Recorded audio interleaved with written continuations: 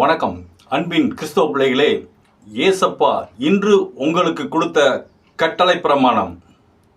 வானத்தையும் பூமியும் சகலத்தையும் படைத்த இறைவன் பாவிகளுக்கும் நீதிமான்களுக்கும் சூரியனை உதிக்க பண்ணுகிறார். அநீதி செய்கிறவர்களுக்கும் நீதி செய்கிறவர்களுக்கும் மழையை பண்ணுகிறார்.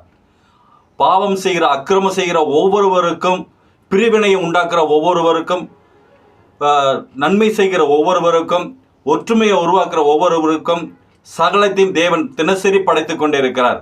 அப்படியாப்பட்ட தேவன் சகலத்தையும் சகலருக்கு படைக்கும் பொழுது நீங்கள் உங்களை நேசிப்பவர்களை நேசித்தால் என்ன பயன்? உங்கள் மீது அன்பு செலுத்துறவர்கள் மீது நீங்கள் அன்பு செலுத்தினால் என்ன பயன்?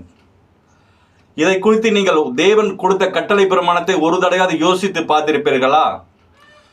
பாவிகளும் அப்படியே செய்கிறார்களே, பாவிகளைப் போல் நாமும் நம்மை நேசிப்பவர்களே நேசிக்கலாமா? நம்ம மீது அன்பு செலுத்துறவர்கள் மீது அன்பு செலுத்தலாமா?